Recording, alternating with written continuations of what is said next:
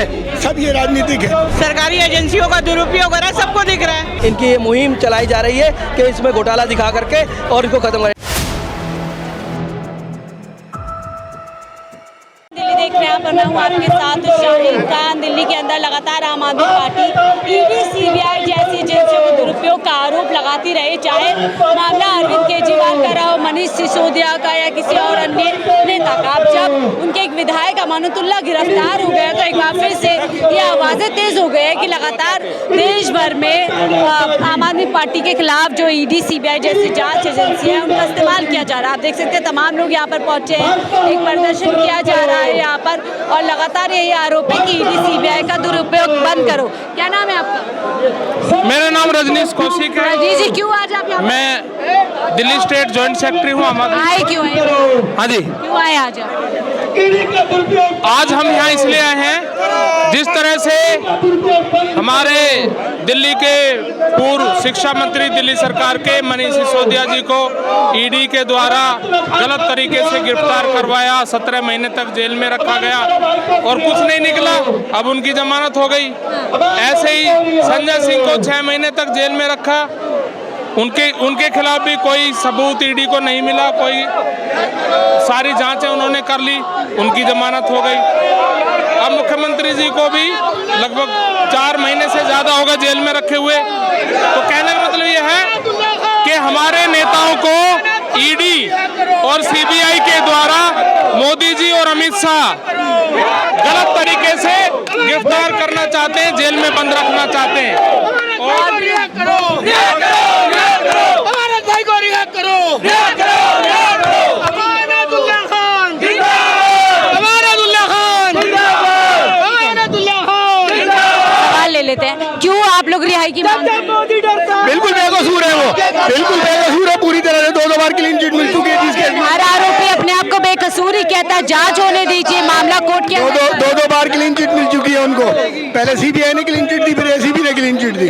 इस बार भी clean chit मिल जाएगी अगर साफ होंगे तो। इसका मतलब ये नहीं है ना कि हर बार आप बुलाते रहो और क्लीन चिट देते रहो। लोकल विधायक हैं, वो पूरे काम हड़ल हुए हैं, वो रिप्रेजेंटेटिव हैं माइनॉरिटी के, पूरी दिल्ली में रिप्रेजेंट करते हैं, पूरे नेशन में रिप्रेजेंट करते हैं। आप ऐसे उठा के नहीं डाल सकते ना। जांच एजेंसी का कहना है कि कई बार नोटिस दिए, नोटिस की अवहेलना हुई तो आखिरकार की गिरफ्तारी करनी। 2 बार उनको क्लीन चिट मिल चुकी है, एक बार एसीबी से, एक बार सीबीआई से। कितनी बार क्लीन चिट चाहिए होगी एक ही केस में? जांच अब नए सिरे से हो रही है, क्यों? वजह क्या है ऐसी? आपको क्या वजह जाएगी? क्या सीबीआई पे यकीन नहीं है, एसीबी पे यकीन नहीं है? बताइए आपको क्या वजह लगती है, क्यों गिरफ्तार? पॉलिटिकल है, सब ये राजनीतिक है, सब राजनीतिक है। ये लगता है पब्लिक को, लगता है पूरी पब्लिक को लगता है। आप सर्वे कर लीजिए। बीजेपी कहती है आप लोगों के जब जब कारनामे सामने आते हैं आप ऐसे ही कह देते हैं कि राजनीति से प्रेरित है। जांच एजेंसी जांच करने दीजिए, जो दूध साफ है साफ हो जाए। पहले जो ये नोटिस भेज रहे हैं हाई कोर्ट ने, उनको जो भी इन्होंने दिखाए थे उनको सबको रद्द कर दिया था, इसके ऊपर कोई केस बनता ही नहीं है। उसके बाद में फिर उन्होंने नोटिस भेजना शुरू कर दिया।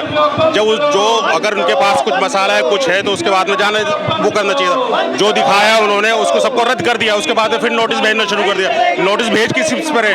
कुछ है तो भेजे। क्या आपको लगता है वक्फ बोर्ड का और इस गिरफ्तारी का कोई तालमेल है? जिस तरीके से वक्फ बोर्ड बिल सामने आया था कुछ नहीं, सब बाइज्जत बरी किया वक्फ बोर्ड के, इसमें भी और उसमें भी, सब केस में बाइज्जत बरी की है सारी एजेंसियों ने। कुछ नहीं है उसमें, सिर्फ जबरदस्ती, तानाशाही बस। देख सकते हैं तमाम लोग यहाँ पर हैं और पूरी तरीके से यहाँ पर बोल रहे हैं। आप क्या कहेंगे ईडी सीबीआई पर आप आरोप लगा रहे हैं कि गलत इस्तेमाल किया जा रहा है, क्या कुछ है? देखिए ये सबको पता ही चल रहा है कि जिस तरह का सिनेरियो चल रहा है इंडिया में, हर वक्त केंद्र सरकार जिस तरह की नीतियां ला रही है, सरकारी एजेंसियों का दुरुपयोग हो रहा है, सबको दिख रहा है। ऐसा कुछ नहीं है, अपने फायदे के लिए 2016 का मामला था जो अमानत जी का चल रहा है। अगर इतनी देर होती तो अचानक से अरेस्ट करने की क्या जरूरत है? लोगों का ये कहना, सीबीआई का ये कहना कि वो कोऑपरेट नहीं कर रहे थे, ऐसा बिल्कुल गलत है। उन्होंने हर नोटिस का जवाब दिया है, हर नोटिस को मद्देनजर रखते हुए जो भी सिचुएशन हुई है उसको दिया है। ये बेकार की बात है कि इस रंग के एलिगेशन नहीं है, तो साबित हो चुका है।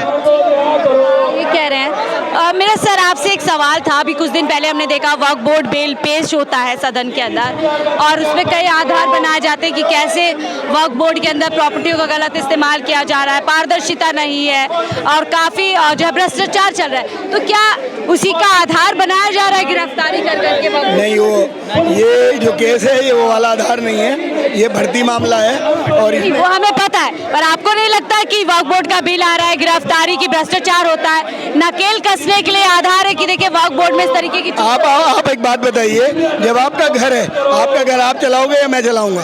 वो माइनॉरिटी अपलिफ्टमेंट के लिए वक्फ प्रॉपर्टी क्या होती है आपको मालूम होना चाहिए। वक्फ प्रॉपर्टी वो ये होती है कि मैं अपनी प्रॉपर्टी किसी के नाम पे वक्फ कर दूं। वक्फ का मतलब ये होता है अल्लाह के नाम पे वक्फ, गरीब लोगों के लिए वक्फ, गरीब बच्चों के लिए वक्फ, बेवाओं के लिए वक्फ। जो मैंने अपनी प्रॉपर्टी की है वो अपनी प्रॉपर्टी मैं वक्फ कर दी है कि किसी भी गरीब के काम आए। उसके लिए एक हमारा ट्रस्ट है, यह वक्फ बोर्ड है, वो वक्फ बोर्ड उसको डिसाइड करता है, वो बोर्ड मीटिंग होती है, बोर्ड करता है। उस वाले काम को दूसरा आदमी जो नहीं जानता वो कैसे? बिल में आपको पता होगा। अमानतुल्लाह जी पर भी आरोप है कि उन्होंने जो वक्फ का फंड है उसको निजी तौर पर जो इस्तेमाल किया, कई करोड़ रुपए जो है फंड से निकाले बैंक अकाउंट। कहाँ है वो? कितनी बार सर्च वारंट लेके आ चुके, कितनी जगह छापे लग चुके, गांव में लगे, रिश्तेदारों में लगे, ससुराल में लगे और करीबी लोगों में लगे, कहीं तो निकलता है ना। ऐसा नहीं है, कहीं भी नहीं है, ये सिर्फ राजनीतिक है, प्योरली राजनीतिक है, अदरवाइज कुछ नहीं। आप क्या कहेंगे सर? ये साफ जाहिर है, आपने एक सवाल पूछा था अभी वक्फ बोर्ड को लेकर के। अफसोस तो इस बात का है कि जब सिस्टमेटिक पहले वाली सरकारों में नहीं था सिस्टम, और अमानतुल्लाह खान ने जिस तरीके से सिस्टमेटिक उसको करना चाहा, तो दूसरा उन्होंने जो हत्या रखी थी ज़मीनें, उनको हड़कम मचा। जाहिर सी बात है राजनीतिक पावर वालों ने हत्या रखी थी, उनको ये परेशानी हुई, उनके जेब से जब पैसा जाना शुरू हुआ, किराए बढ़ाए गए, तब उन्होंने इनके पीछे ईडी सीबीआई को लगाया गया। अफसोस इस बात का है कि ज़मीन को लेकर अगर केस होता तो हम मान लेते कि भाई कोई घोटाला हुआ है, नहीं हुआ है, लेकिन जब ज़मीनों को लेकर कोई केस नहीं है, क्योंकि उनकी भी ज़मीनें जद में आ रही हैं।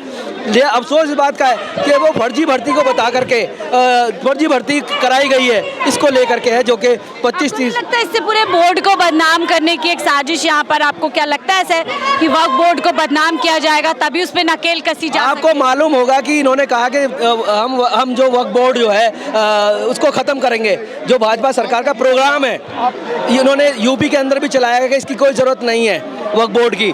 तो मुस्लिम वक्फ बोर्ड है, मुस्लिम इदारा है, मुस्लिम लोगों की ज़मीनें हैं यहाँ पर, वो उस कौम की ज़मीनें हैं, तो इनको क्या राइट बनता है कि ये उसको ख़त्म कर दे। इनकी ये मुहिम चलाई जा रही है कि इसमें घोटाला दिखा करके और इनको ख़त्म करें, लेकिन अल्लाह आर्थिक रूप से मुसलमानों को कमज़ोर करना चाहती है। देखिए वो तो ऊपर वाला ही कमज़ोर करेगा, इनके हाथ में कुछ नहीं है। वक्फ बोर्ड बना ही दान पुण्य की ज़मीनों से है। मुस्लिम तो इतना मजबूत है कि वो दान करता है, मजबूत करता है। आज अगर देखेंगे तो पूरे हिंदुस्तान के अंदर अगर किसी इदारे के पास में ज़मीन है तो मुस्लिम इदारे वक्फ बोर्ड के पास ज़मीन है जो दान की गई है मुसलमानों के द्वारा, तो इससे बड़े ध्यान ही नहीं हो सकते। दूसरी बात अमानतुल्लाह खान साहब के बारे में एक बात जोड़ना चाहूँगा कि मनी लॉन्ड्रिंग इन्होंने साबित करना चाह रहे हैं, लेकिन एक भी ट्रांजैक्शन आज तक दिल्ली और इंडिया के बाहर आज तक साबित नहीं कर पाए है। तो मनी लॉन्ड्रिंग कैसे हुई है, इसीलिए बार बार वो जमानत पर छूट जाते हैं। जमानत पर छूट जाता है, लेकिन गिरफ्तारी फिर से हो गई है। लेकिन आप देख सकते हैं तमाम लोग यहाँ पर लगातार प्रदर्शन कर रहे हैं, अपना गुस्सा जाहिर कर रहे हैं। जो आम आदमी पार्टी है, उनके जो नेता हैं, उनके खिलाफ एक तरीके से यहाँ पर साजिश रचने का आरोप आम आदमी पार्टी के लोग कर रहे हैं। काफ़ी भीड़ आप देख सकते हैं, तमाम कार्यकर्ता अलग अलग जगहों से पहुँचे हैं और यहाँ पर पूरी तरीके से विरोध अपना जता रहे हैं, पोस्टर्स हाथ में हैं और यहाँ एक तैयारी है कि कैसे कूच भारतीय जनता पार्टी के दफ्तर की तरफ की जा सकती है। हालांकि बैरिकेडिंग की गई है और दूसरी तरफ दिल्ली पुलिस तैनात है। फिलहाल आप मुझे दीजिए इजाज़त, आप देखे थे 4 PM दिल्ली। नमस्कार।